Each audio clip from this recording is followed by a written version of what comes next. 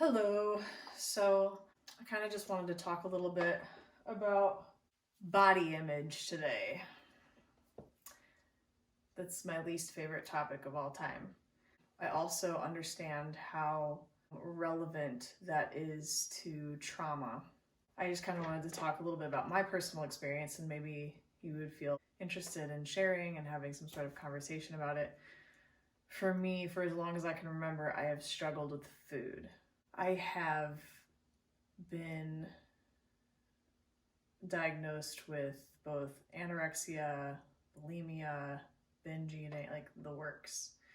And it's still an issue. It's still like I'm not in a dangerous place like I have been in the past, but it's still something that really runs my mind. And with the current memory that I'm working on, I am recognizing how distorted my body image really is. And I understand that part of that is, and maybe you can relate, when you've been abused physically, when you've been abused sexually, especially, I think that, at least for me, I felt very, very out of control, and that there was something wrong with my body, and that I needed to punish myself in some sort of way. As I was growing up, my teen years and my adolescence, I started to feel really, really horrible and terrified of my body changing. And I remember absolutely loathing everything that was happening to my body. So I would go from starving for months to then binging and purging. And what I found for myself, and I actually went ahead and I dissected this at one point because I needed to understand why I did what I did and when I did what I did as far as eating destruction goes. And I found that the behavior, specifically towards food, was a direct symptom of my abuse. So it was almost like I was trying to say something without words. So I would starve myself when I felt like I wanted to evaporate and go back to looking like a little child. I would starve myself to either look smaller and then I would binge when I didn't want to be touched. I just had this idea, I guess subconsciously, that if I ate a lot, then I would not be as attractive or something. So maybe I could protect myself that way. That and the responses from people really played a big role in it as well. There's so many layers to it. I couldn't think straight. Everything was revolved around food. It was an addiction. And so I really had to break down exactly what was happening. And for me, when I would get depressed and anxious, and I guess trying to figure things out internally as far as what happened to me, I would starve for so long. And I just really wanted to die. It was like I was on a slow death to just disappearing. I just wanted to not exist. That triggered something in me, and I'd immediately freak out and binge and just eat. And then I would just make myself throw up. And I related that directly to my childhood when I would find out somehow that my mom wasn't coming home because maybe she was, just doing something normal, like with friends or, with her mom, or going to an aerobics class or something like that, or a retreat. And I'd find out that she wasn't coming home, and then that's when I would be abused by my father. So that period of time, it was just like, oh my gosh, all of a sudden I'm finding out that what is supposed to be my protection isn't going to be here. And the feeling of survival mode, complete terror, really, and out of control that would take place, I guess, internally and externally, had a really big impact on me.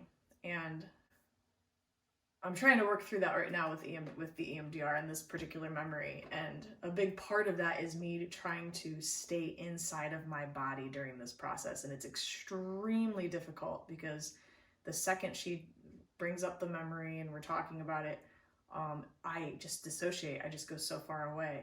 So I'm still working on, with this exercise that she told me that I introduced last week.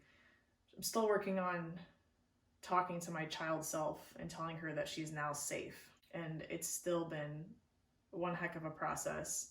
And I haven't found the words yet, but I'm working on it. I just know for myself that I'm so sick and tired of being ruled by this idea that I'm worthless or disgusting if I look a certain way or don't look a certain way, or honestly, I don't even know what that way is. Like I've been all over the map with my body weight, and I don't know.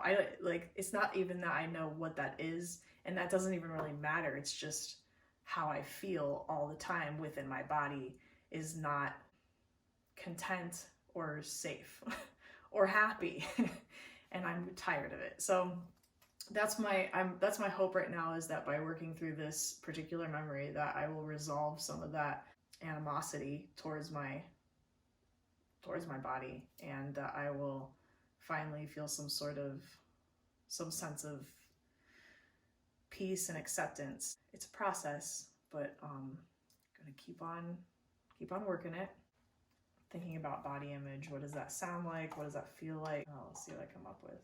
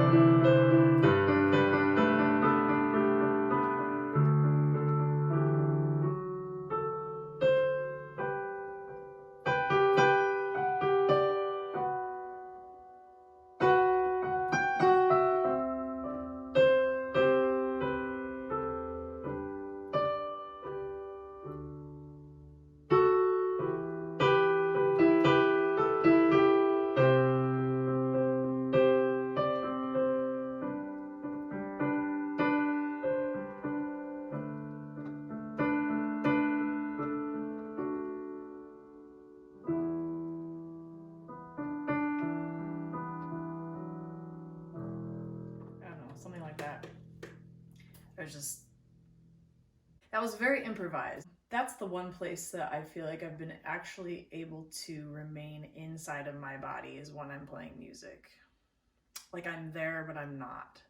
It's like the perfect place, the perfect balance of really being connected to body, but also be connected to some other place and just feeling and heart, and because it feels so safe. So I guess my hope is that I can bridge the gap between that space and really my everyday life, so I'm not always just running away when I feel triggered or scared.